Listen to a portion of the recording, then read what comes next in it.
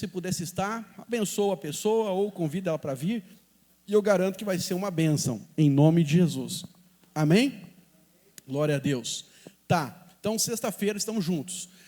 Outro aviso que eu queria dar, irmãos, né? Fiquei sabendo essa semana, né? Nem consegui falar, na verdade, propriamente com o presbitério, né? Mas é uma direção que vem de cima, né? Do pastor Aloysio, né? Lá de Goiânia. Nós estamos fazendo 25 anos, né? De Ministério Kids, né? Então, nós estamos muito felizes, porque já, né? Fizemos 25 anos de igreja no passado, 25 agora de jovens e de crianças, né? E aí, a pastora Márcia preparou, né, deu uma direção, né, para as pastoras, e o pastor Aloysio validou isso, para que nós façamos, na verdade, um culto Kids, domingo que vem, amém? Então, o domingo de semana que vem vai ser diferente de tudo que nós já vivemos aqui, não vai ser um culto tradicional, né? Talvez você veja uma criança abrindo o culto, ela fazendo o momento da oferta, elas conduzindo o louvor, né? Claro, junto com as líderes, né? Mas elas vão estar aqui envolvidas nisso. E aí nós teremos também um documentário, né, contando a história dos 25 anos de trabalho com o Ministério Kids. Amém? Então, falando da relevância, falando dos testemunhos, né, nós temos irmãos que converteram, né, lá como criança e hoje já são pastores, líderes de igreja que estão liderando e são fruto do trabalho com Kids, né? Nós temos alguns pastores, né, que foram ganhos por filhos que frequentavam a célula de Kids e depois se converteram, tiveram uma experiência com Jesus, receberam o seu chamado e hoje também estão liderando. Então, a verdade, nós vamos falar como tudo aconteceu e vai ser um tempo poderoso para que a gente possa ganhar ainda mais paixão, encargo pelas crianças. Como disse semana passada, as crianças não são a igreja do amanhã, elas são a igreja do hoje, amém? Porque se nós enchermos elas do Espírito, treinarmos elas, levarmos elas a Cristo, elas já vão para casa para fazer a diferença toda quarta-feira, todo sábado, né, depois do culto aqui do Domingo Kids. Então, nós cremos que elas já são profetas e fazem parte do corpo. Não vão fazer, já fazem parte. Amém, irmãos? Então, eu acredito que isso vai abrir ainda mais o nosso entendimento, vai nos edificar como igreja. Então, nós receberemos na semana que vem por meio das crianças, amém? Então, traga, na verdade, se você tem criança, traga para o culto. Se você tem, né, sobrinho, tem, quem sabe, na verdade, lá um pai, né, um cunhado, que não dá valor na questão da educação religiosa, da educação, né, de ensinar Jesus, né, para o seu filho, será um bom culto para trazê-lo, para que ele possa também ser um investidor, né? Eu costumo dizer, melhor é nós, na verdade, construirmos crianças do que remendarmos adultos, amém? Então, se nós ensinarmos a criança no caminho que ela vai andar, ela não vai se desviar até se tornar velha, amém? Glória a Deus. Acho que é isso. São os dois avisos que eu queria passar para os irmãos. Vamos meditar então na palavra do Senhor. Filipenses capítulo 4, versos 6 a 9, diz assim: Não andeis ansiosos de coisa alguma. Em tudo, porém, sejam conhecidas diante de Deus as vossas petições pela oração. Fala comigo, pela oração, pela súplica, com ações de graça. E a paz de Deus, que excede todo entendimento, guardará o vosso coração e a vossa mente em Cristo Jesus. Finalmente, irmãos, tudo que é verdadeiro, tudo que é respeitável, tudo que é justo, tudo que é puro, tudo que é amável, tudo que é de boa fama, se alguma virtude há e se algum louvor existe, seja isso que ocupe o vosso pensamento. O que também aprendestes e recebestes e ouvistes de mim, isso praticai. Fala comigo, praticai. E o Deus da paz será convosco. Amém? Conta-se uma parábola, e aqui eu quero iniciar com você, né? Mas antes de falar da parábola, eu quero falar o tema, né, da mensagem de hoje. Relaxe, Deus está no controle. Você pode falar isso para o seu irmão? Irmão, relaxe, Deus está no controle da sua vida. Amém? Então, olha para cá, olha para cá. Existe uma parábola, né, que Max Lucado conta em um dos seus livros, que diz que no alto de uma montanha haviam 3 árvores. Essas 3 árvores, elas sonhavam que depois elas iam crescer e elas queriam ter um destino, elas queriam escolher o seu destino.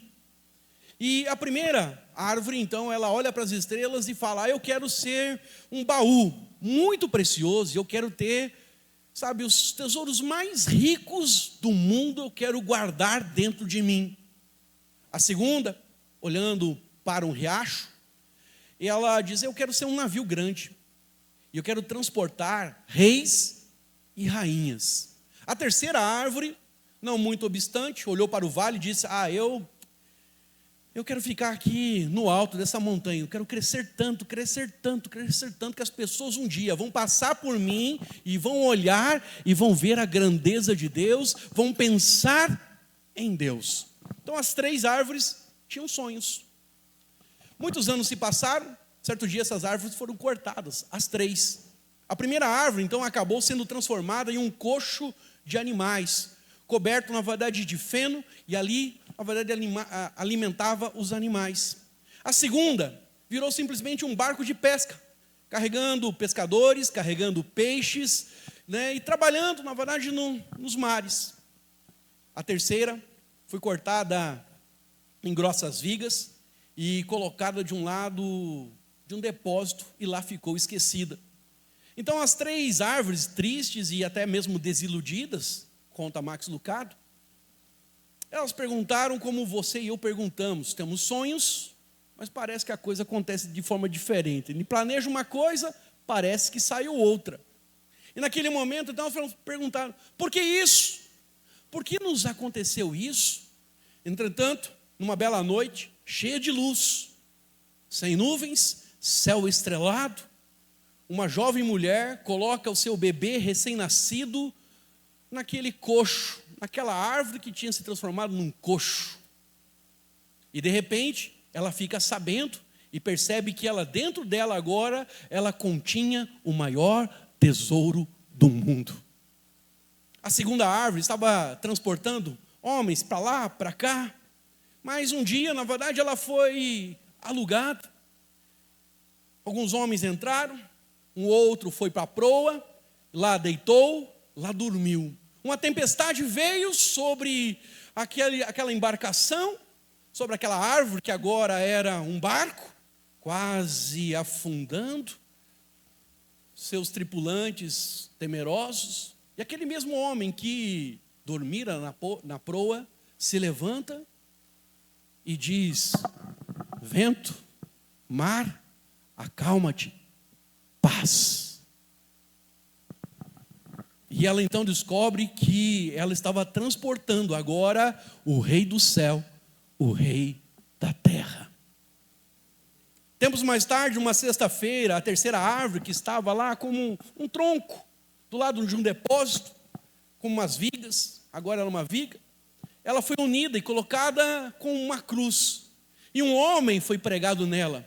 Logo ela se sentiu-se horrível, se sentiu-se cruel e disse: não foi para isso que eu nasci. Mas como tudo na verdade desvendara após o tempo, na sexta-feira passou, veio o sábado, e no domingo de manhã o mundo vibrou de alegria, porque aquele que fora pendurado naquele madeiro agora ressuscitara para ser o salvador de toda a humanidade. E ela então lembra-se do desejo dela, que todo mundo que passasse olhasse para ela e pensasse em Deus. E hoje todos, quando veem uma cruz, lembram do amor de Deus e da grandeza de Deus. Sabe, como essas três árvores, e aqui eu quero começar a minha mensagem com você, eu quero levar você a pensar na sua vida. Por quê? Porque a verdade é que muitas vezes nós parecemos que estamos à mercê dos planos de Deus, achando que eles não vão se cumprir. Sonhos foram dados pelo Senhor a nós, promessas foram trazidas a nós, mas pensamos muitas vezes pelas circunstâncias ou pelaquilo que vai acontecendo na nossa vida, que parece que Deus perdeu agora o controle da nossa vida e as coisas não vão acontecer.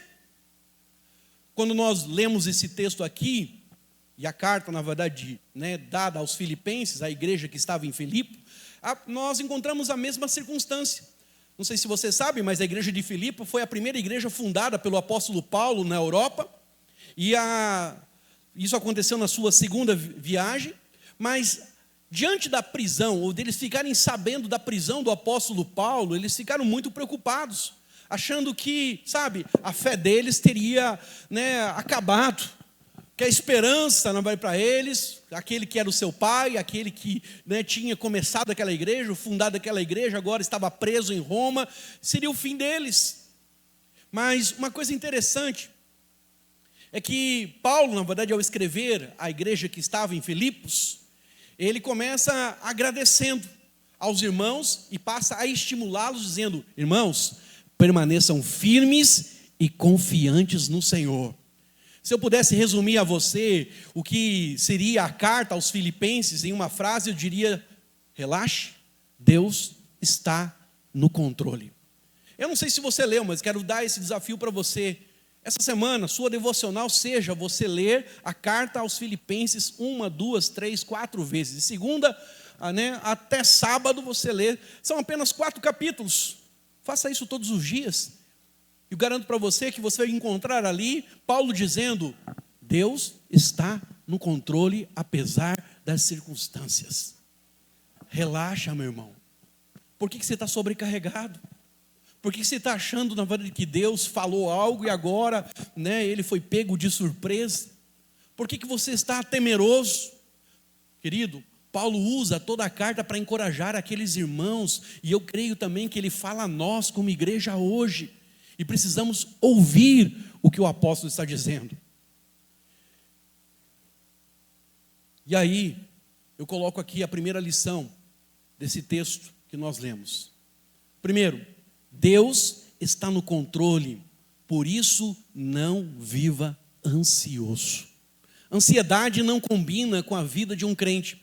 Eu entendo porque somos de carne, eu entendo porque somos ainda humanos, e eu entendo que muitas vezes nós vamos ser atacados por isso, mas não podemos nos conformar com isso, não podemos aceitar isso, precisamos tomar, na verdade, o remédio da fé. Então a primeira coisa que ele fala aos irmãos no início do capítulo 4, ele começa dizendo: irmãos, não andeis ansiosos por coisa alguma. Fala comigo: eu não posso andar ansioso por qualquer coisa. A palavra ansiedade no grego, ela traz a ideia de ser asfixiado, de apertar o pescoço, de tirar o oxigênio. Então é algo que deixa você sem fôlego, sem condições de respirar. É algo que vem de maneira tão avassaladora sobre você, que você perde a capacidade de respirar e até mesmo a vontade de viver. E na carta aos Filipenses, Paulo, então, ele começa a abordar alguns aspectos daquilo que pode asfixiar a sua vida e também a sua fé.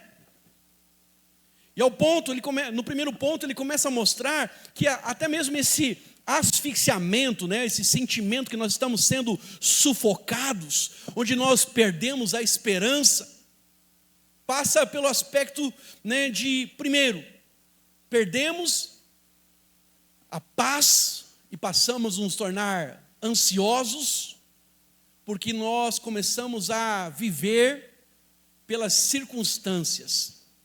Eu diria para você, quando nós, na verdade, temos circunstâncias adversas em nossas vidas, coisas que nós não contávamos, que nós não esperávamos, e que de alguma forma vem para surpreender a nossa história. E aí então, Paulo começa consolando esses irmãos, dizendo que tudo aquilo que eles estavam passando no final estava contribuindo para o avanço do Evangelho. Ou seja, era plano de Deus. Irmãos, a nossa fé só é amadurecida quando nós passamos por tempos de pressões. Por que nós não poderíamos crer e rapidamente Deus fazer? Por que nós cremos e existe um tempo de espera? Nós cremos e temos que ter uma firme convicção dentro de nós, sendo gerada, para que possamos contemplar aquilo que Ele vai fazer. A verdade, se nós orássemos e já recebêssemos, nós não teríamos que manifestar fé. A fé é a firme convicção de coisas que eu espero. Fala comigo: eu espero. Quando fala de esperar, estamos falando de tempo. Temos que esperar. Mas sabemos também que aquele que prometeu, ele é fiel. Fala comigo, Deus é fiel. Fala assim, Deus nunca falhou. Deus nunca falhará. Amém, irmãos? Sabe, se Deus falhasse hoje, seria a primeira vez. Mas sabemos que Ele é santo e sabemos que Ele é perfeito. Sabemos que Ele é o Todo-Poderoso e sabemos que nada está fora do seu controle. Então, Paulo, na verdade, tinha um plano. Ele tinha um plano de ir a Roma. Mas ele queria ir a Roma como um missionário para pregar o Evangelho. Os irmãos de Filipe não sabiam disso, nas outras cartas ele fala sobre isso. Mas ele queria ir lá para edificar a igreja. Mas como é que ele chega em Roma? A Bíblia fala que ele chega em Roma, a história, não a Bíblia, né? Chega em Roma, na verdade, preso. Ele chega em Roma algemado. Ele chega em Roma de uma maneira que ele não planejou chegar. Você está pensando A, mas Deus, às vezes, pensa B. Só que entenda, querido, não é porque Deus está pensando diferente de você, é que Ele não vai cumprir. Quando olhamos para a vida de José, José recebeu um sonho, por 2 vezes, onde ele seria exaltado, onde ele seria o provedor daquela família, onde ele seria aquele que traria segurança sobre aquela casa. Seus irmãos não entenderam, seu pai não entendeu, apenas guardou aquilo no coração. Mas por causa de não entender e por causa, da ansiedade do outro tomar o meu lugar, e deixa eu dizer algo para você, aquilo que é seu tem o seu nome e Deus não dará para outro, mesmo que o outro tente tomar. O que é seu, se foi prometido por Deus, é seu. Amém? Então, enxergue que a adversidade que você passa hoje é apenas uma página da sua história, mas o livro não acabou. Essa página vai ser virada amanhã, ou depois de amanhã, e você vai ver a fidelidade e a bondade de Deus, porque é a favor sobre a sua vida, filho. Então, a verdade é que a palavra do Senhor nos mostra, que esses homens aqui, eles estavam até mesmo, preocupados. Como José poderia ter ficado preocupado, porque os seus irmãos, diante da circunstância, achando que ele seria maior, que ele iria humilhar, que ele iria aquilo, eles pegam por causa do ciúme, colocam ele na cova, da cova queriam que ele morresse lá, mas aí de repente, um tem uma brilhante ideia, fala, não vamos deixar ele morrer aqui, não vamos vender ele como escravo, e ele vai numa caravana para o Egito, lá no mercado de escravos, ele tem favor. Quer dizer para você, mesmo na circunstância mais adversa, você ainda tem favor. Deus vai continuar sustentando você. Porque José, irmão, ele não é comprado por qualquer um, por qualquer Zé das Couve. Quem compra ele? Os irmãos lembram? Potifar. Quem era Potifar? Comandante general do exército de Faraó. Então ele compra, porque uma coisa é você ser escravo de pobre, gente pobre. Outra coisa é você ser de gente rica, Então, na verdade, ele vai parar na casa de Potifar. Lá ele fica, lá ele administra, lá Deus prospera, lá Deus abençoa. Deus levanta ele ali como mordomo. A mulher, na verdade, você sabe que ela tenta tomar, na verdade, a glória dele. Não tinha lei naquela época, a lei não foi dada ainda, não tinha não adulterarás. Mas mesmo assim, aquele homem é íntegro, ele foge do pecado. E aí, o que acontece, irmãos? Ele é difamado, caluniado, dizendo que ele que tinha tentado. E aí, Deus é a justiça, ele não reclama, ele na verdade não fica murmurando, ele vai parar na cadeia, e aí nós temos a história dele lá, na cadeia, preso.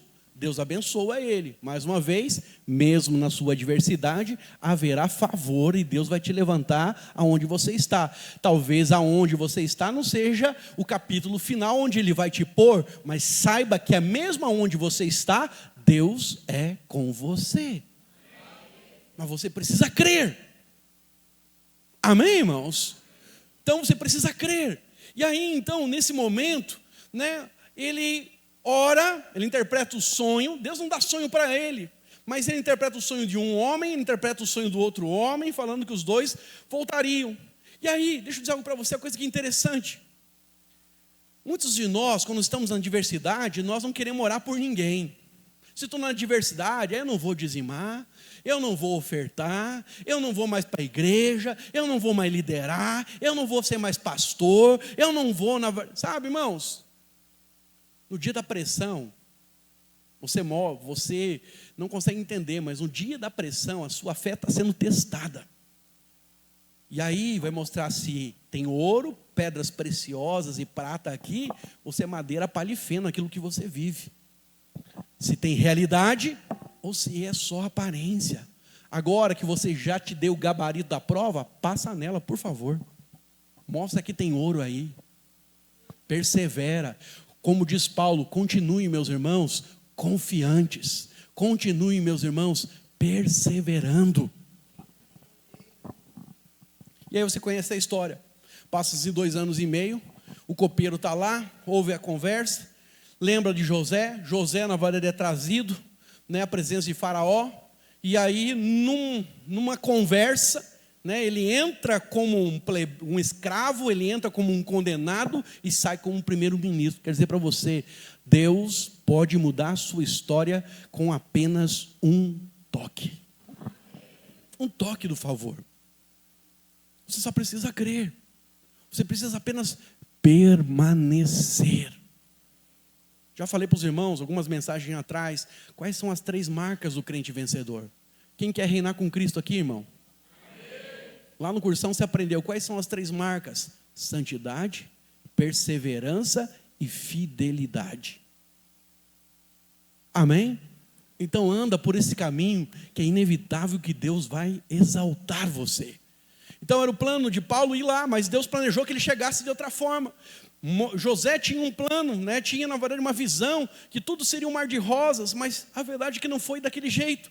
Mas uma coisa que Paulo nos mostra, irmãos, é que apesar das circunstâncias adversas que aconteceram, que escaparam ao controle dele, algo maravilhoso ele revela e fala àqueles irmãos. Filipenses 1,12 diz, projeto para mim, Filipenses 1,12 diz: quero ainda, irmãos, cientificar-vos de que as coisas que me aconteceram têm antes contribuído para o progresso do Evangelho. Então, o que Paulo está dizendo é que quando nós humanos, irmãos, não temos o controle, nem temos a solução nas mãos, as coisas não fugiram do controle de Deus. Você pode não estar vendo, você não pode não estar enxergando Deus operar, mas Deus está operando no seu cenário. Deus está operando na sua vida e Ele está sentado no trono, governando todas as coisas. Mas qual que é o problema meu e seu? A gente quer ver. Irmãos, a vida com Deus não é uma vida onde nós temos seguranças naturais. Olha para cá. A única segurança que eu e você vamos ter na vida andando com Deus é que Ele estará conosco todos os dias até a consumação dos séculos. Amém? Então, Deus não foi pego de surpresa quando Paulo vai para a cadeia. Deus não está em apuros quando o imperador fala que ele vai morrer. Deus não está sentado no trono, sabe, roendo as unhas, preocupado com o que vai fazer. Não, irmãos, o que nós cremos, por mais difícil que seja a situação, é que Deus continua no controle. Eu não sei quantos reais você tem na sua carteira. Eu não sei quando que você vai receber, né, o seu salário ou vale. Mas eu quero dizer algo para você. Deus é soberano. Ele governa a sua vida. Se te faltar na verdade na carteira, Ele vai mandar o corvo levar o pão. Ele vai na verdade colocar uma viúva para te sustentar. Ele vai operar, mas Ele não vai deixar de ser fiel na sua vida. Então, a circunstância adversa pode muitas vezes fazer com que eu e você fiquemos, sabe, preocupados. Mas não, irmãos, Deus continua reinando. Então acalma o teu coração. Põe a mão sobre o seu coraçãozinho e fala assim: eu preciso relaxar. E eu preciso confiar que o meu Deus é fiel. Ele conhece as minhas necessidades. E eu verei o seu favor, o seu cuidado sobre a minha vida. Ele é o meu Redentor. Ele cuida de mim em toda e qualquer circunstância. Amém? Então, sabe, Deus está cuidando de você. Salmo 99, verso 1, diz assim: reina o Senhor, tremam os povos, ele está entronizado acima dos querubins, abale-se a terra. Então, ele não vai permitir que nada aconteça sem antes, sabe, isso venha redundar em glória para o nome dele e para a bênção na vida dos seus filhos. Mas também, aquilo que você está passando, no final vai virar testemunho para que o progresso do evangelho possa crescer. Amém? Então, Deus tem bênção para você, meu irmão. Você pode falar isso? Deus tem bênção para mim. Deus tem cuidado para mim. Deus tem proteção para mim. Amém? Então, o apóstolo Paulo, ele enfrentou tantas dificuldades na sua caminhada, e vou aqui listar para você, só para você entender o que ele passou, porque você acha que você tem luta. Mas vamos pegar o apóstolo Paulo. Paulo, ele foi perseguido em Damasco, quando ele se converte. Ele foi rejeitado em Jerusalém pelos irmãos da mesma fé. Os irmãos, ele tinha convertido, os irmãos não aceitaram, porque ele tinha fama de homicida, de matador de cristão. Ninguém acreditou na sua conversão, então ele foi rejeitado. Ele foi esquecido em Tarso, ele foi apedrejado em Listra, ele foi açoitado em Filipe, ele foi escorraçado em Tessalônica, ele foi enxotado em Bereia, ele foi chamado de tagarela lá em Atenas. Ele enfrentou oposição em Corinto, ao ponto da igreja que ele plantou dizer: você é impostor. Que é isso, irmão? Ele enfrentou as feras em Éfeso, ele foi preso em Jerusalém, acusado em Cesareia. Seu navio, que levava ele para Roma, naufragou.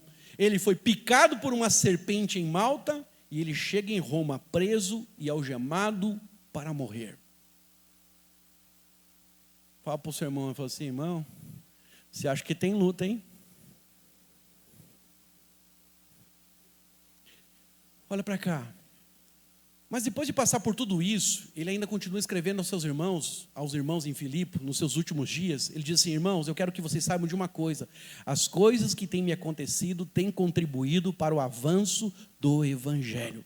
Portanto, eu quero dizer que Deus está no controle, e não importa o que aconteça, a igreja continuará prevalecendo. Irmãos, sabe, há 2000 anos a igreja tem sido perseguida. Há 2000 anos a igreja tem sido rejeitada. Há 2000 anos o evangelho tem passado de geração em geração com um rastro de sangue. Não sei se você sabe, mas lá no norte da Nigéria tem milhares de cristãos. Diz aí, né, os estudiosos, 120 mil cristãos morreram nos últimos 6 meses sendo perseguidos por jihadistas lá no norte da Nigéria. 120 mil. Irmãos, sabe o que é 120 mil? É quase Taguatinga inteiro, porque Taguatinga, segundo a pesquisa, tem 180 mil. É dizimar uma cidade.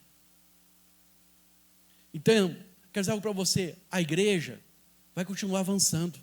Você vai continuar a sua história. Então não importa o que aconteça, irmãos, nós não vamos parar porque simplesmente as circunstâncias são adversas. Não, abra o seu coração e tenha uma convicção: Deus vai cuidar de você. Não importa o contexto. Sabe, quando você tem essa fé, você recebe a paz. Você passa a ter alegria, você passa a ter convicção. E sem paz, olha para cá, um coração ansioso não consegue prosperar, porque ele fica preocupado. Ou um coração que está ansioso, ele não consegue orar, porque ele acha que Deus não vai fazer. Sabe, olha para cá, a ansiedade, ela gera em nós a incredulidade. Então nós temos que resistir isso. Nós precisamos falar a nossa fé. Diabo, em nome de Jesus, tudo aquilo que me atormenta, e você dá nome para isso, você coloca no altar de Deus. Eu lanço sobre o altar de Deus. Dá nome, irmão. Dá nome o que na verdade gera medo. Dá nome para aquilo que tem te atormentado, gerado pressão, gerado intimidação.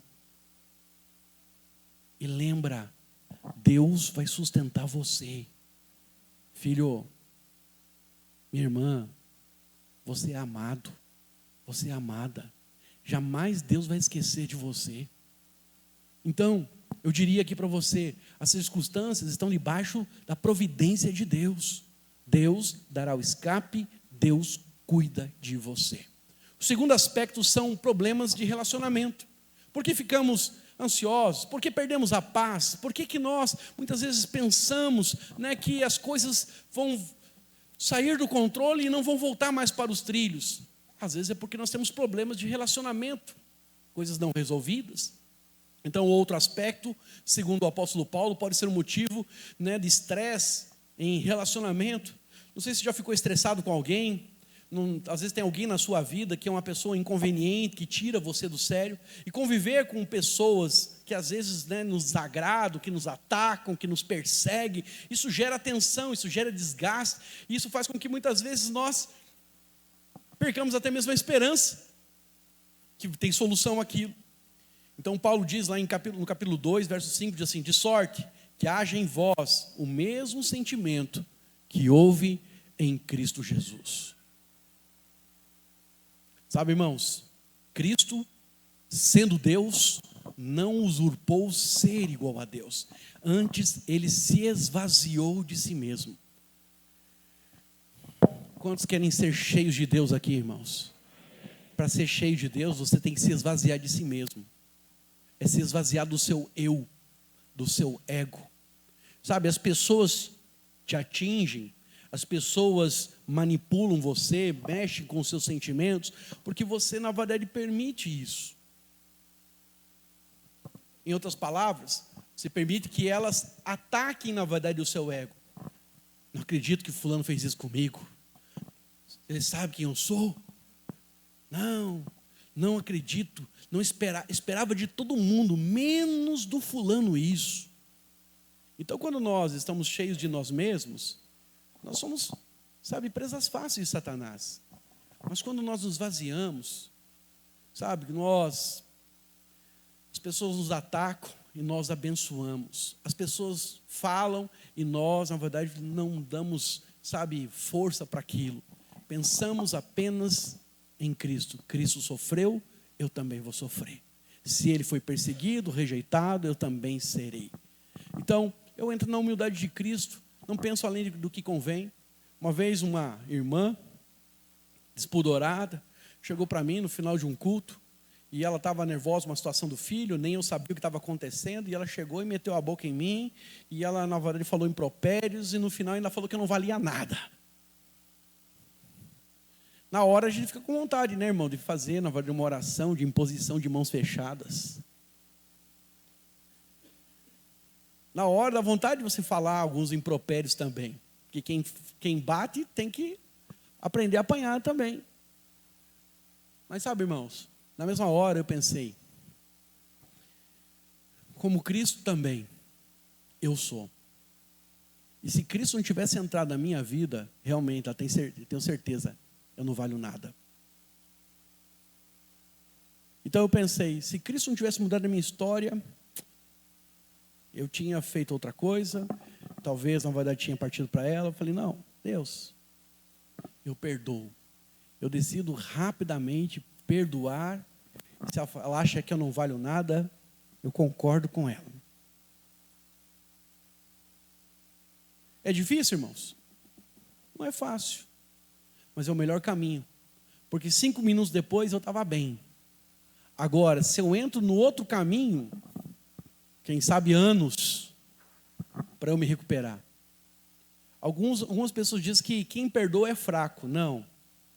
Quem perdoa é forte, porque tem que vencer a si mesmo. Mas tem muita gente fraca que perde para o seu ego. Por isso, não consegue viver uma vida no Espírito e nem desfrutar de uma vida de paz. Então, Paulo, na verdade, ele escreve, né, dizendo, olha, sei que no meio de vocês há divisões. Ele sabia que no meio deles havia partidarismo, vanglórias, né, orgulho entre eles. Havia irmãos que só pensavam neles mesmos. Então havia pessoas que não tinham a capacidade de olhar, na verdade, com doçura e com misericórdia para o outro, e olhar com graça. Mas Paulo diz que nós precisamos, sabe, distensionar os nossos relacionamentos, precisamos olhar com a lente, né, sabe, da graça, onde a gente coloca a calça do outro. E a forma como eu decidi perdoar aquela irmã, né, que falou aquelas coisas para mim, que nem sabia, né? Sou pastor da igreja, mas o negócio era lá da rede de adolescentes. Então, a verdade, para ser bem sincero, eu falei, cara, se eu fosse pai, e meu filho também tivesse passado por essa situação, e os meninos tinham aprontado, humilhado realmente mesmo o filho dela, talvez eu agisse dessa mesma forma. Então, eu assumo o lugar dela para entender como é que ela está. É certo que ela fez? Não. Mas para ser bem sincero, eu decido perdoar, porque eu entendo o que ela fez. Então, em suma, irmãos, nós precisamos, sair do centro, precisamos nos esvaziar. Tem muita gente perdendo a paz, tem muita gente perdendo, a alegria, porque simplesmente permite que outro tome. Não permita. Não permita. Se esvazie. Se é para perdoar, perdoe. Se é para amar, ame. Se você tem dificuldade de amar, decida no seu coração: eu vou amar. Tinha uma senhora que eu tinha muita dificuldade de amar ela. Não vou falar quem, tá? Mas eu tinha muita dificuldade de amar essa pessoa. Mas assim, era complicado, porque toda vez que eu encontrava com ela, ela gostava de dar uma agulhada, uma alfinetada. Tudo que eu fazia não era suficiente para ela. E eu queria de alguma forma a aprovação dela, porque é uma pessoa da família. E eu comecei a jogar o jogo dela. Ela dava de cá, eu dava de lá, né? Mas o Espírito Santo falou comigo, falou: ama ela como você ama a sua mãe. Porque minha mãe fala uns impropérios para mim. Minha mãe era aquela que eu tirava 9, 9,5 na prova. Ela estava aqui semana passada, né? 9,5 na prova. E falava: mãe, tirei 9,5 na prova. Eu queria um parabéns. Minha mãe falava: não fez mais que a sua obrigação. Já teve uma mãe assim? Quando tiveram uma mãe assim? Não precisa levantar a mão, não. Então, mas essa pessoa, essa senhora, né, também lidava da mesma forma comigo. Mas aí Deus me deu a chave. Ama ela como você ama a sua mãe. Então passei a amar como quem ama a minha mãe. Meu relacionamento mudou. Eu sabia que ela gostava, na verdade, de algumas coisas. Gostava de flor, ela gostava de um dinheirinho, né, uma ofertinha, né? Ela gostava de um chocolate, por mais que ela disse que não come chocolate. Comecei a chegar na casa dela e semear, na verdade, essas coisas dessa irmã, né? Ia lá ver o marido dela, ia lá ver, na verdade, né, os irmãos. Chegava lá, né? Ela preparava o café e antes dela dar uma agulhada, eu vinha com: ô irmã, passei, trouxe na verdade, junto com a pastora aqui, trouxe na verdade uma flor para a irmã, trouxe na verdade, né? Ela sorria, não sei o quê, ela não gostava nem de abraçar, mas ele me abraçava. Então, quiser algo para você, irmãos, quando nós decidimos nos esvaziar, tem certas ansiedades, porque quando você não gosta de uma pessoa, tem problema de relacionamento, você vai chegar naquele ambiente e você vai encontrar a pessoa. O que vai acontecer com você? Você perde a paz, você passa a tremer, né? As irmãs ficam com o pescoço vermelho aqui, assim, ó, você vê que a irmã está nervosa, o pescoço fica vermelho, levanta o vermelhão aqui, né? Então, quer dizer para você, tudo porque não se esvaziou, se esvazie. Paulo disse: irmãos, haja em vocês o mesmo sentimento que houve em Cristo Jesus. Terceiro aspecto do porquê nós perdemos a paz, nós andamos na ansiedade, né, e nós muitas vezes não conseguimos andar, né, na confiança que Deus está no controle. É a preocupação com as coisas materiais. O terceiro aspecto é que o apóstolo vai chamar a atenção da igreja, e que ele mostra que é fonte de angústia, ansiedade e preocupação com coisas materiais. Então, algumas pessoas, elas só se preocupam com as coisas terrenas. E eu sei que este, na verdade, é um momento, às vezes até mesmo de tensão econômica e política nesse país. Não sabemos o que vai acontecer, né? Tantas notícias falando sobre economia, tanta coisa acontecendo no meio político. E aí alguns irmãos, eles começam a ficar preocupados com todos os desdobramentos que vão acontecer na nação. Irmão, eu e você não temos controle sobre nada. E o próprio Cristo ensinou os discípulos lá em Mateus, no capítulo 5, ele diz: não andeis ansiosos por coisa alguma. No final, na verdade, desse texto, lá no verso 33, ele diz assim: basta a cada dia o seu próprio... Irmão, Cristo ensina aos discípulos que a sua preocupação não vai aumentar um côvado da hora do dia. que a sua preocupação, sabe, ela é neutra, ela só vai te fazer mal. Na King James, em inglês, né, esse versículo, começa na verdade dizendo assim, não andeis ansiosos, diz assim, stop, pare de andar ansioso, se fosse traduzir para o português. Então, quer dizer, para você precisa parar, de ficar preocupado, como é que vai ser, irmãos, cada novo governo, de tempos em tempos, esse mundo vai ter crises. Se você olhar para trás, pega de 2000 para cá, entra no Google aí e veja lá, a cada 7 anos tem crise nesse mundo. Sabe, era a crise do milênio, onde os computadores iam zerar.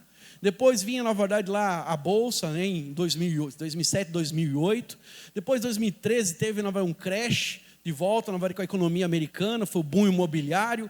Né? Depois veio o Covid. Daqui a pouco, agora vai vir o reset. Sei lá, irmão, o que o diabo está preparando, se ele é o dono dessa terra. Mas adianta você ficar preocupado? Olha para cá. Você passou por tudo isso. Quem aqui?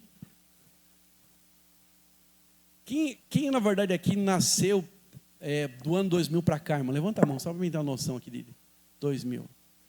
Quem é de 80 para trás? Levanta a mão aí. Olha para cá, presta atenção. Quem é de 80 para cá, que na irmã Eva, né? Que é 99 que a senhora nasceu, né, irmã Eva, mais ou menos, né? Acho que 2000, né, 2001, a senhora é novinha. O que acontece? Todo mundo, irmão, já passou por crises. Deus sustentou até agora. Se acha que agora Deus vai deixar você na chapada? Você já passou por tantas coisas. Olha para cá.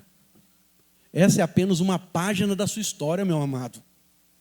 Então, sabe, o governo faz um movimento, a bolsa cai, o dólar sobe. Eu não estou falando desse governo ou daquele governo, estou falando todo e qualquer governo.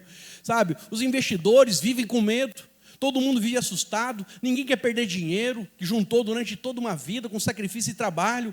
Sabe, você às vezes não consegue dormir em paz, acorda atribulado, é a preocupação com dinheiro, com bens materiais, com segurança financeira, com a economia, com o emprego, com o financiamento da casa, com negócios. Mas deixa eu dizer algo para você. Deixa Deus cuidar de você. Sabe? Coloca no altar de Deus. Descansa. Pastor, mas aí Jesus está vindo, eu não casei ainda. E tem irmã vai estar ansiosa por isso também, né? O irmão, né? Pois é, deixa Deus cuidar, deixa Ele ser seu noivo. Deixa Ele, sabe, cuidar dos mínimos detalhes na sua vida.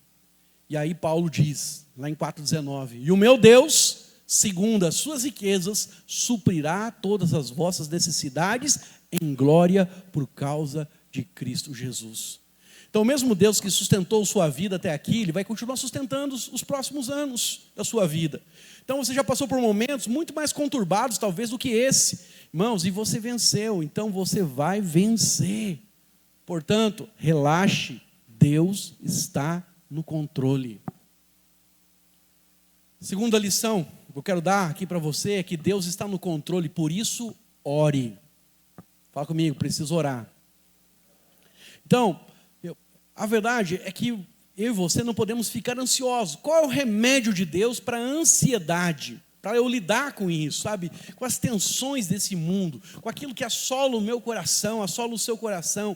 Querido, o remédio, na verdade, é apresentado pelo apóstolo Paulo no verso 6 do capítulo 4. Ele diz, não andeis ansiosos por coisa alguma, tudo, porém, sejam conhecidas diante de Deus as vossas petições.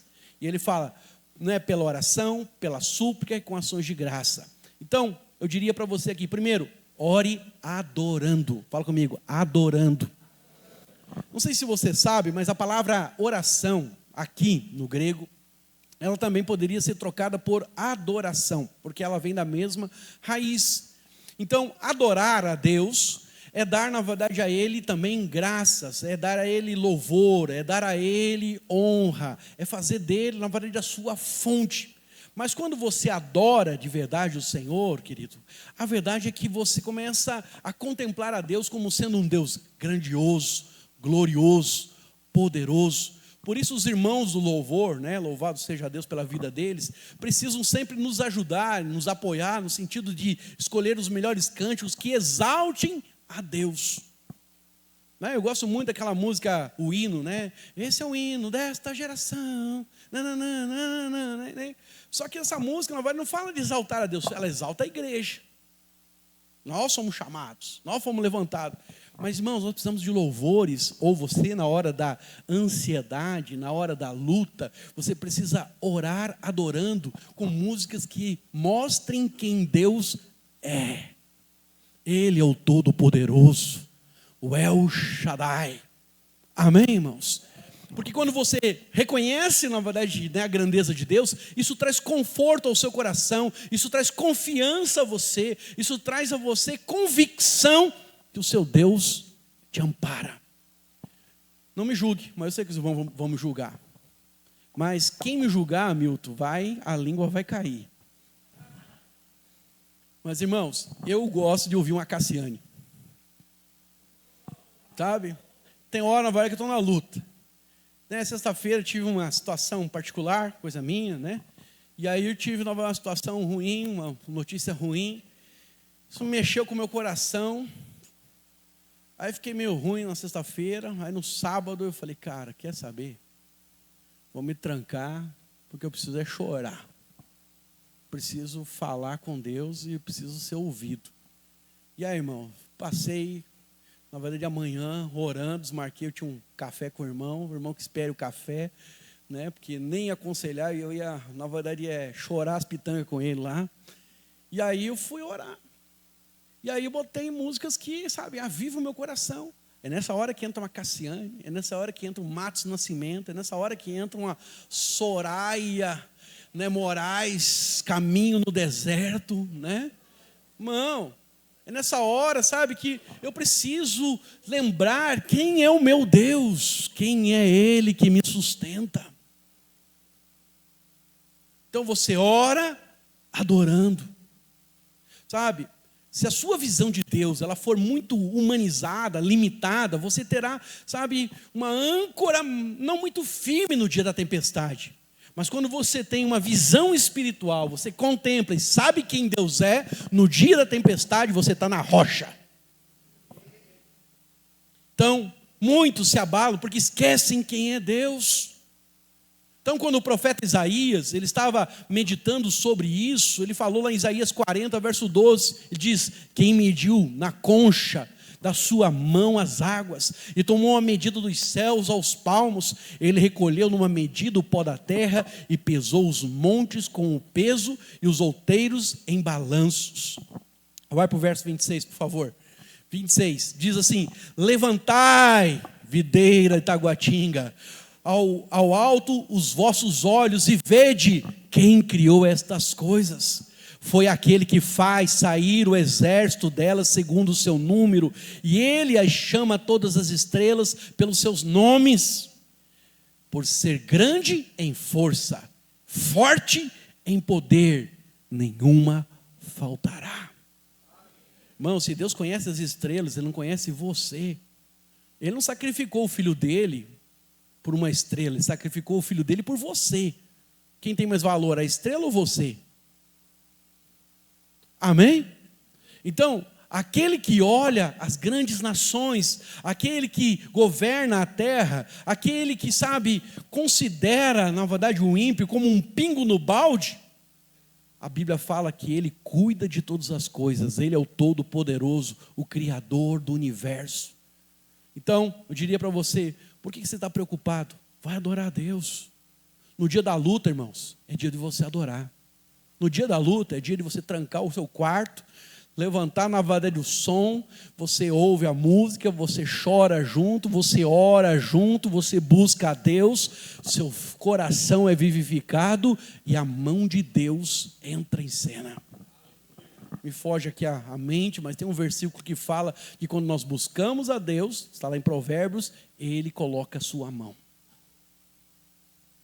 Então eu vou dizer para você, você quer a mão de Deus na sua vida, interferindo na sua história, naquilo que está errado? Busca a Deus, filho. Tão simples. Segundo, Paulo diz, com súplicas. Então, orar suplicando.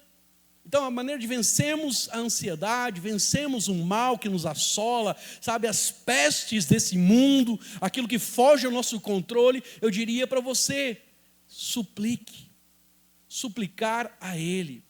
Suplicar é dizer encarecidamente: Pai, me ajuda. Pai, seja por mim. Pai, está doendo. Sabe, irmãos, eu gosto de Langston, que é um teólogo inglês, que ele fala uma coisa interessante. Nós temos o Espírito Santo na nossa vida para que ele traga consolo.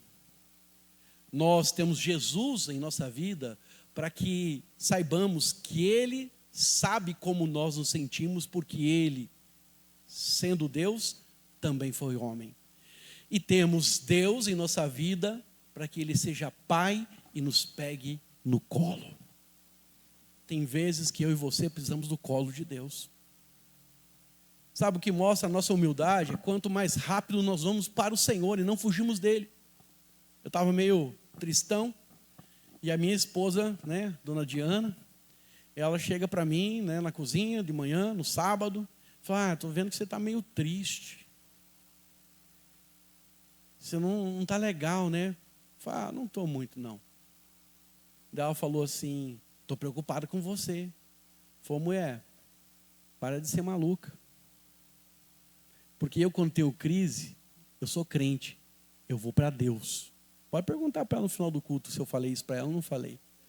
Quando eu tenho crise, eu não fujo de Deus, eu vou para Deus. Irmão, quem vai para Deus, você não precisa ficar preocupado. O problema são aqueles que fogem de Deus. Está me entendendo? Fala para o seu irmão aí: você é crente. No dia da luta, corre para o colo de Deus. Amém? E olha para cá, Jesus sabe o que você... Foi rejeitado? Jesus sabe o que é ser rejeitado. Você foi traído? Jesus sabe o que é a dor da traição. Sabe? Jesus sabe o que você passou. Não tem nada que você tenha passado que Jesus não saiba o que você... Claro, uma coisa que Jesus não fez foi passar pelo pecado. Ele recebeu o pecado. Mas, suplique então. Qual é o seu problema? Irmão, leve o seu problema a Deus. Então, na verdade, chegue, sabe, e abra sua boca. Eu sei que Deus já conhece, mas Ele precisa ouvir de você. E entenda também, Deus não apenas escuta palavras, mas Deus também escuta gemidos. Como Ana, às vezes você vai chegar diante do Senhor, vai dobrar os seus joelhos, não tem palavras, mas você chora, irmão. Geme. Lembra de Ana, mãe de Samuel? Ela disse que estava, sabe, abruptamente amargurada. Ela estava muito amargurada, não tinha palavras, ao ponto dela estar balbuciando algumas coisas. Eli, que era um profeta falido, que fazia 40 anos que Deus não falava na verdade com ele, né? Deus não falava com Israel, ele não ouvia mais a voz de Deus. Viu aquela mulher e falou: tu está bêbada, ainda é cedo, ainda é 10 horas da manhã, você está aí bêbada. Ela se recompõe e fala: não, meu Senhor, a sua serva apenas está angustiada, profundamente amargurada, como está no original. E aí o profeta, que era falido, né, naquele momento, ele fala: mulher, aquilo que está no seu coração, que Deus conceda. Mesmo falido, Deus honra a palavra do profeta. E Deus então concede a ela. 1 ano depois, Samuel está mamando nos seus peitos. Então olha para cá, presta atenção. Às vezes você não vai ter muito o que falar, mas só o fato de você se render ao Senhor, suplicar a Ele, a intervenção virá. O Senhor inclinará a você no dia da sua angústia. Salmo 50, verso 15, projeta para mim, diz assim: invoca-me no dia da angústia e eu te livrarei, e tu me glorificarás. Olha que poderoso, irmão. Então Então você pode colocar a sua causa nas mãos do Senhor, você pode entregar a Ele todas as suas lutas, seus medos, o seu trabalho, sabe, as suas angústias, sua família, sua parentela, aquela pessoa que está viciada, a igreja, o seu líder, sabe, a sua nação, o mundo inteiro. Mas se você suplicar a Ele, Ele vai colocar a sua mão nesse negócio. Por quê? Porque Deus não quer que você viva ansioso. Deus não quer que você viva pressionado. Deus não gosta que seus filhos andem sem paz. Muito pelo contrário, Deus quer que você ande na confiança. Amém? Orar dando graças. Então, o texto não fala que nós vencemos as preocupações também da vida quando nós damos graça. Então, às vezes, na hora da crise, a gente se torna pessimista demais. A gente se torna negativo. Então, às vezes, a gente reclama, murmura, lamenta, só olha a vida com olhos escuros, só vê nevoeiro denso e não consegue enxergar o que está à frente. Então, nesse momento, nós precisamos olhar para que, sabe, com o olhar de Deus e dar graças ao Senhor. Senhor, estou vendo a crise, mas eu sei que o Senhor é fiel. Te dou graças porque o Senhor sempre me dá a vitória. O Senhor sempre me dá o escape. Então, quando nós olhamos dessa forma, irmãos, Deus não se mostra insuficiente, mas Ele se mostra suficiente. Ah, irmão, se você pudesse ver o que Deus vai fazer ali na frente. Você acha que a sua história está terminando, você acha que a sua história é essa, mas, querido, eu queria que você permanecesse, eu queria que você firmasse a sua fé, eu queria que você agradecesse já pela vitória, porque você não sabe, mas tem coisas grandes reservadas para você. Sabe, irmãos, no mundo, o pastor Luiz falou isso hoje, e eu vou usar as palavras dele. No mundo, as coisas boas, elas começam boas e terminam ruins. Mas o caminho de Deus é totalmente ao contrário. Elas começam ruins e elas vão terminar de sobremaneira excelente. Então você acha que você já viveu seus melhores dias. Presta atenção. Seus melhores dias estão à sua frente. A questão é que você precisa apenas dar graças para sustentar o teu testemunho e permanecer. Então, o homem precisa, sabe, baixar a guarda e reconhecer que é Deus que cuida dele, é Deus que vai fazer, sabe, a sua suficiência, a sua força, sabe, a sua idolatria, né, pelo seu humanismo, pela sua força, nada poderão resolver, filho. Mas a sua fé no Senhor pode mudar a sua história. Por último, Deus está no controle, por isso, viva em paz. Fala para o seu irmão, viva em paz, meu irmão. Paz. O fato de nós sabermos que Deus está no controle, irmãos, tira a nossa ansiedade, sabia disso? Eu lembro que eu tive síndrome do pânico, e eu achava que ia morrer. Chegava às 5 horas da tarde, meu problema era 5 horas da tarde, começou a entardecer, minha mão começava a suar, o pescoço suava, o coração batia, usava na época aqueles reloginhos, né, da Apple, aí o batimento ia lá em cima, e eu ficava, meu Deus, eu vou morrer. A Diana fala que eu critico ela, né, mas eu vou contar o pecado, né? Os primeiros dias a Diana teve compaixão, mas depois ela não conseguia dormir por causa de mim, que eu ficava nervoso, ficava andando que nem um zumbi, né? E aí, o que acontece? Minha mulher ficava brava comigo, foi enfermeira boa, né? Ficava brava comigo. Vai dormir, larga de frescura. Não é frescura não. Só quem está dentro do redemoinho sabe o que é. Eu antes achava que quem passava por isso, depressão, pânico, ansiedade, qualquer doença emocional, isso aí é coisa de gente fraco. Fraco? Eu achava que era forte.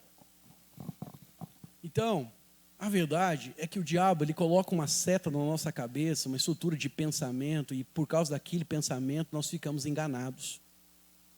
É por isso que precisamos renovar a nossa mente.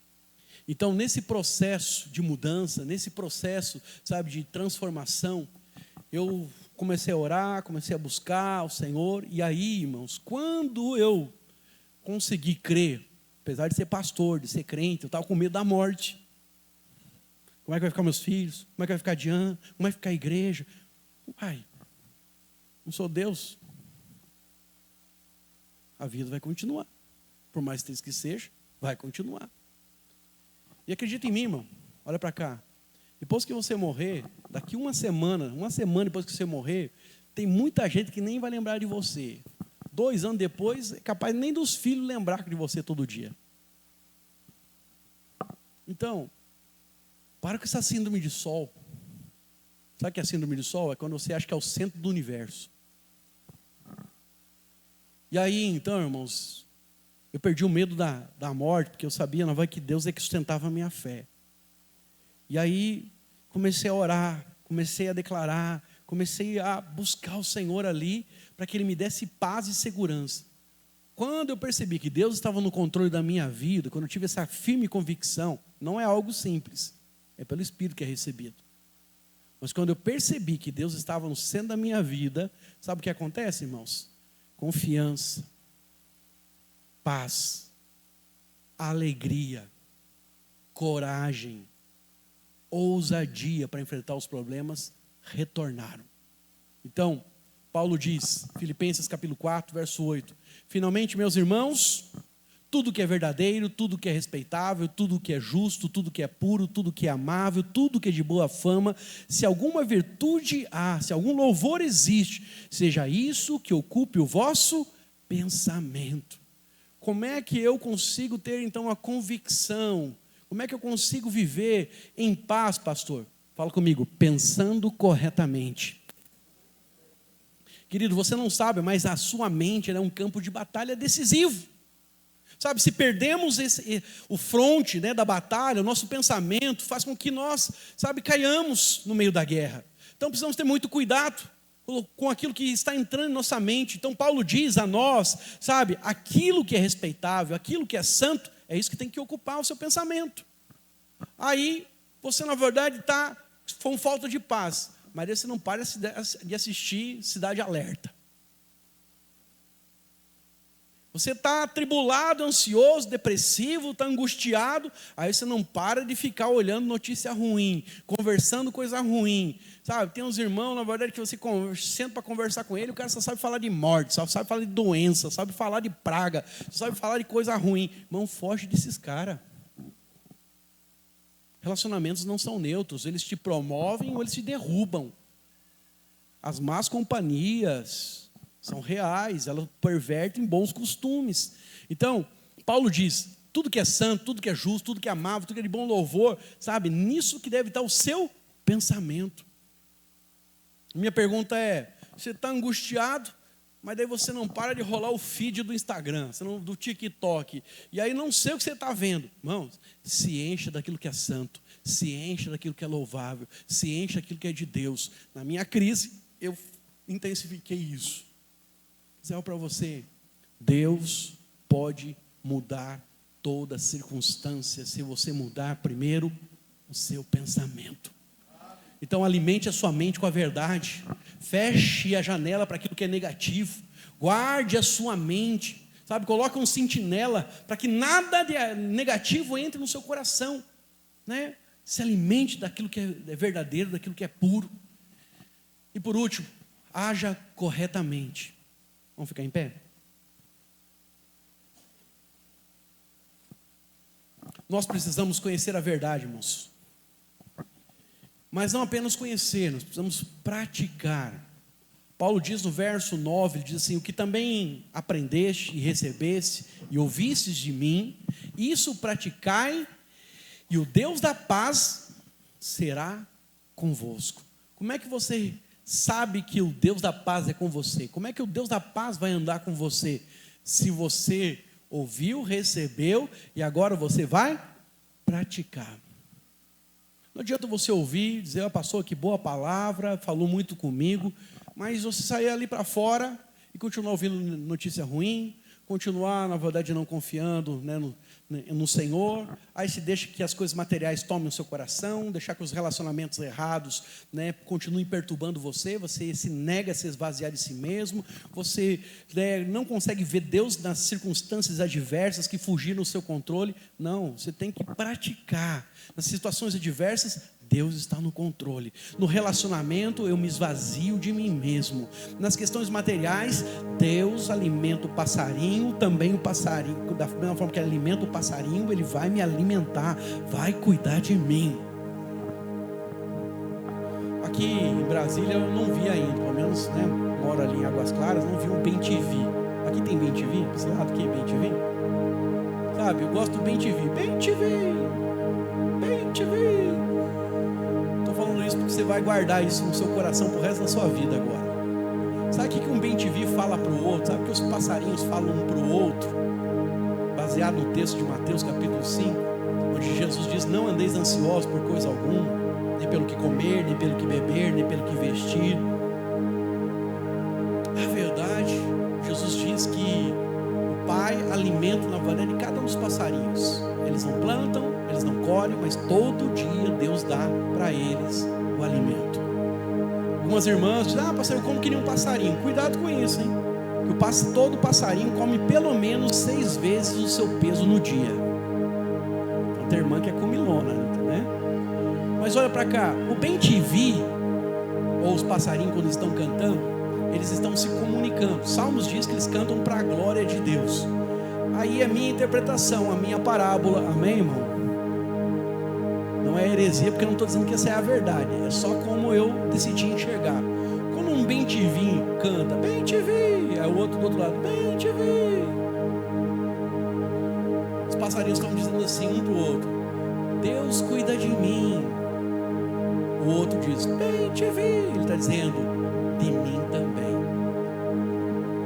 O que Jesus diz? Eles não plantam, eles não colhem, mas todo dia recebem alimento. Irmão, você está achando que é o seu trabalho que sustenta você, mas quem sustenta você é o Senhor. Viva em paz, porque Ele cuida e conhece cada uma das suas necessidades. Então somente ore, adore, suplique, dê ações de graça, para que você possa permanecer firme e ver o favor de Deus acontecer quando a página virar. Então, temos uma canção para isso? Eu queria terminar aqui esse momento, nós cantando algo, e depois nós vamos orar. Amém? Vamos adorar?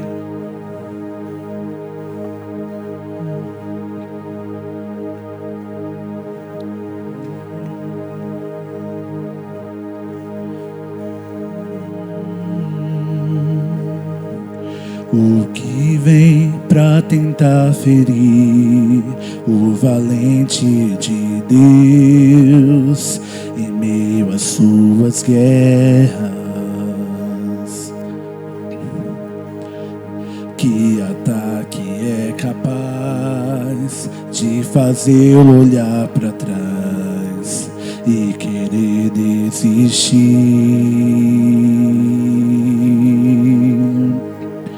Que terrível arma é usada para tentar paralisar sua fé.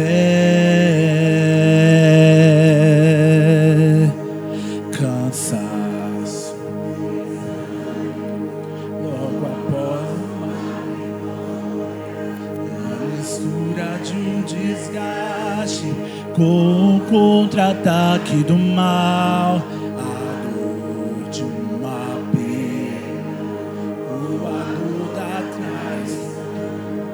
Uma quebra de aliança que é a raiz da ingratidão. Se alguém está assim, preste muita atenção. Ouça o que vem do coração de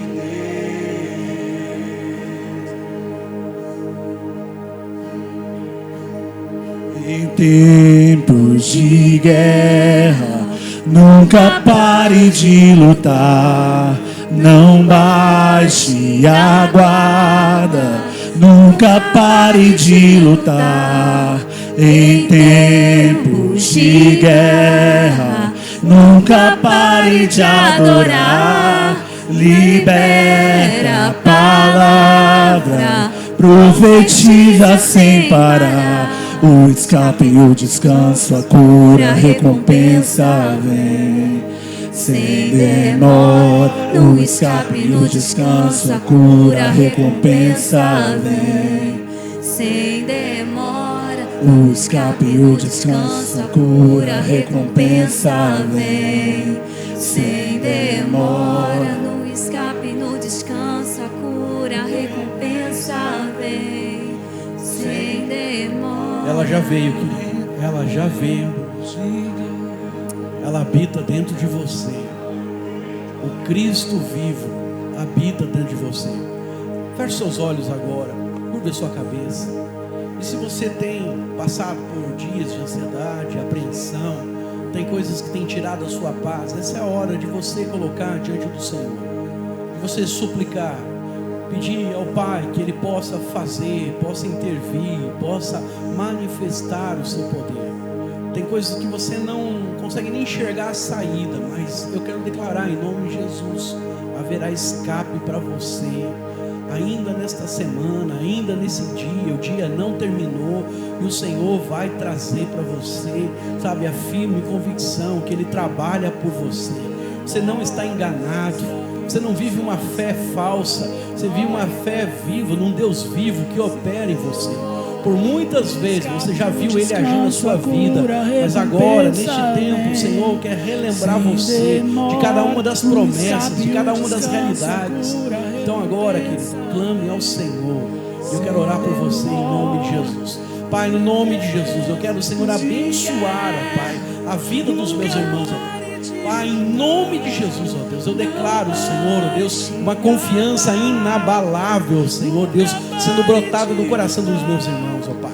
Oh Deus, aquilo que parece que fugiu aos nossos olhos, ao controle, Senhor, mostra-se agora como Senhor de nossa história, Senhor que governa cada um dos nossos passos, ó Deus. Pai, em nome de Jesus, ó Deus, opera com o teu poder sobre a vida dos meus irmãos. Dá a eles, ó Deus, uma fé, Senhor Deus, firme, que eles permaneçam, Senhor, ó Deus, e vejam o teu cuidado a cada dia. O Senhor é aquele que acrescenta bênçãos e elas não têm dores. Então, Senhor, agora traz o alívio e manifesta a tua bênção, Pai. Em nome de Jesus, ó Deus, eu quebro, Senhor, toda a cadeia do inferno que tem resistido à tua igreja, que tem resistido aos meus irmãos. Na autoridade do nome de Jesus, eu declaro, meu irmão, você tem o sangue da aliança sobre a sua vida. Maior é que está em você do que aquele que está no mundo. O Senhor já lhe deu vitória e o Senhor estabelece hoje paz sobre o seu coração. Ele te dá entendimento em tudo aquilo que você está vivendo.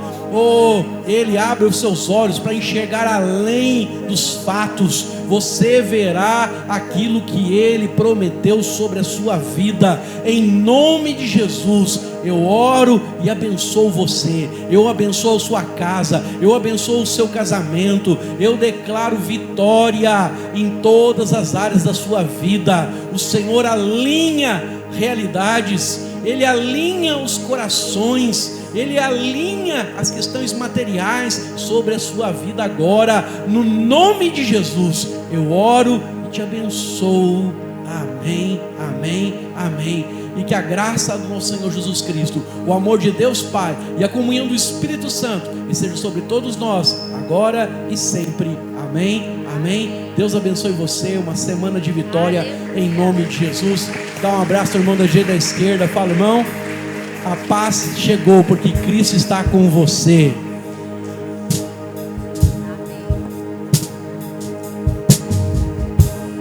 Em tempos de guerra, nunca pare de lutar. Não baixe a guarda.